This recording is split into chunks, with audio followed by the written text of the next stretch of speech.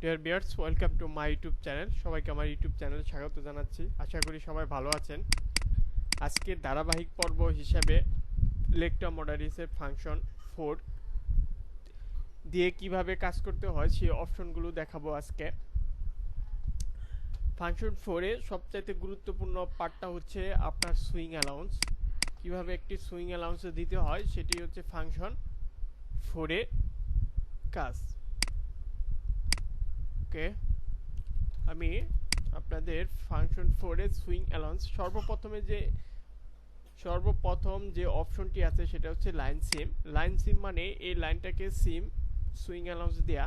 আমি যদি এখানে এভাবে উঠে দেই, দেখেন অটোমেটিকভাবে আমার সুইং অ্যালাউন্স চলে আসছে। এটা নির্দিষ্ট একটা পরিমাপ হতে হয়, কতটুকু হতে হবে, পাকা সেলাই থাকলে, স্পিক অফ দা থাকলে, নর্মাল সেলাই থাকলে।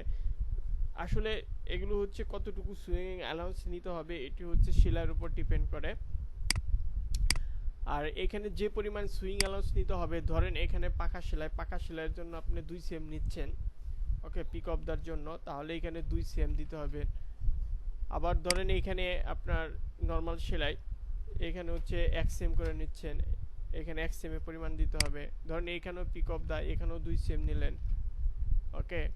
এখানে টান আপ আছে, এখানে ধরেন 2.5 নিলেন, 2.5 নিলেন। এখানে হচ্ছে 1 সেম প্রয়োজন, এখানে 1, এখানে 1। এখানে মানটা কিন্তু সেম দিতে হবে। দেখেন আমি যদি এখানে বিগিনিং, এখানে হচ্ছে শুরু, বিগিনিং মানে শুরুটা যদি 1 সেম দিই, আর হচ্ছে ইন্ট যদি আপনি 3 সেম দেই, তাহলে কিন্তু আমার এই যে এরকম এসে দাঁড়াবে। কাজেই এগুলো হচ্ছে মানটা দেওয়ার ক্ষেত্রে আপনার সবসময় সচেতন থাকতে হবে, কোনটার কোন দিকে দিলে কীরকম হবে এই সম্পর্কে আপনার অবগত থাকতে হবে। ডিলেট লাইন সেম, তারপরের অপশনটা হচ্ছে ডিলেট লাইন সেম। আমি যদি এটাকে প্রয়োজন না মনে করি, তখন এটাকে ডিলেট করে এখানে ক্লিক করলে চলে যাবে, ওকে, এভাবে চলে যাবে। এটার আমার প্রয়োজন নাই, আমি ক্লিক করতেছি, প্রয়োজন নাই। এই দুইটা অপশনটাই সবচেয়ে গুরুত্বপূর্ণ। তারপর হচ্ছে প্লিজ সেম, এটা হচ্ছে সুইং অ্যালাউন্সের মতো কাজ করবে, ওকে। সেম, কিন্তু এটা আপনার লাইন সিম ইউজ করবেন, পিস সিম ইউজ না করে। যেগুলো হচ্ছে আপনার প্রথম পর্যায়ে যেহেতু আছেন, সেটা হচ্ছে আপনারা সবাই লাইন সিম ইউজ করবেন। তারপর হচ্ছে পরের অপশনটা দেখাবো, সেটা হচ্ছে অ্যাক্সিস। এই অপশনটা গুরুত্বপূর্ণ। এটা হচ্ছে আপনার গ্রিন লাইন যেটা আমরা মার্কার ভিতরে পেয়ে থাকি, সেই গ্রিন লাইনের দাগটা হচ্ছে এখান থেকে, এই যে এখানে এই কোণার ভিতরে অপশনে ক্লিক করলে এখানে বেশ কয়েকটি অপশন দেখা যাবে।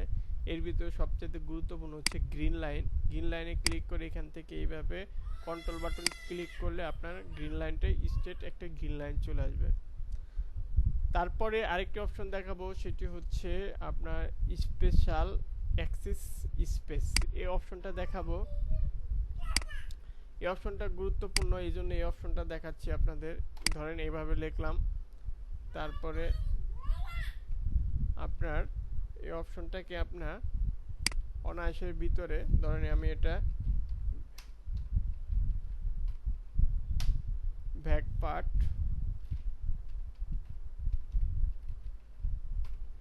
পার্ট কমপ্লিট, ধরেন এটার উইথ লেন্থ ধরেন 6 এবং উইথ ধরেন 20 ইঞ্চি।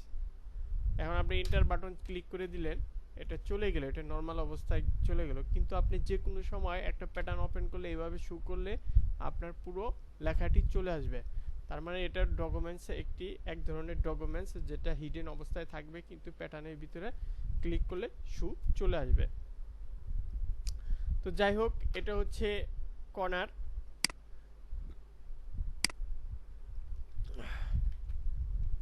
এই কর্নারের কাজটা কি সেটা আমি দেখাবো। কর্নার একটি খুবই গুরুত্বপূর্ণ। এই কর্নারের কাজটা আমি দেখাচ্ছি। এখানে ক্লিক করলে আপনার এই যে কোণাটা এক এক রকম হবে, আপনার খুব ভালো করে লক্ষ্য করেন।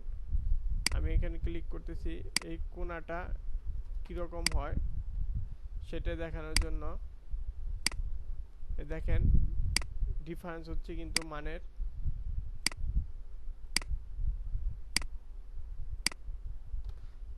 এগুলো হচ্ছে এক একটা এক এক রকম।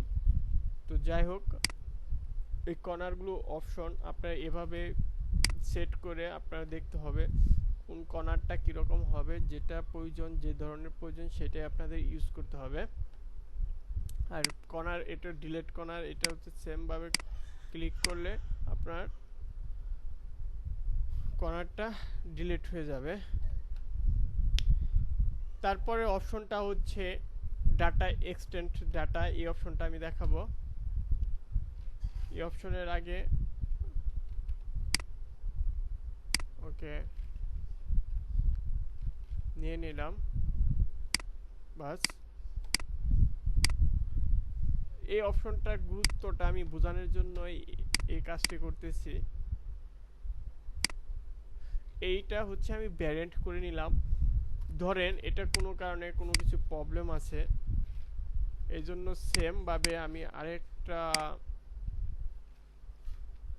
আরেকটা ব্যাকপার্ট নিচ্ছি এখান থেকে। ব্যাকপার্টটা নেওয়ার পর এই যে ব্যাকপার্টটা নিলাম, ওকে। এই ব্যাকপার্টটা কোনো কারণে প্রবলেম আছে, এটা আমি রাখতে চাচ্ছি না। এই ডাটা এক্সটেন্ড খুবই একটা গুরুত্বপূর্ণ, এটার ভিতরে যাবতীয় ডাটা বা এই ভ্যারিয়েন্ট সহকারে এটা চেঞ্জ হয়ে যাবে।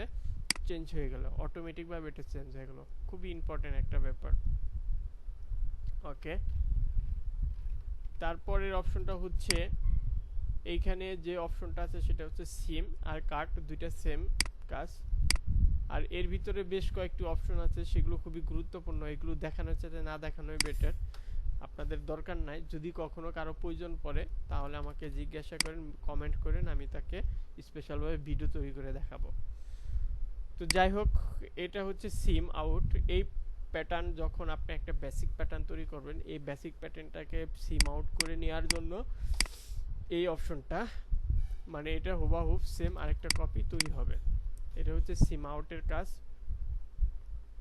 তারপরে ইম্পোর্ট এক্সপোর্ট, এগুলোর মোটামুটি যে অপশনগুলো আছে সেগুলো অপশন ফাংশন 4-এ আপাতত না জানলেও চলবে। একজন নতুন হিসেবে যে কয়টি অপশন ফাংশন 4-এ দেখালাম, আশা করি এই কয়টি অপশন মোটামুটি জানতে পারলে আপনার ফাংশন আপনি মোটামুটিভাবে প্যাটার্ন তৈরি করতে পারবেন। তো যাই হোক বন্ধুরা, এই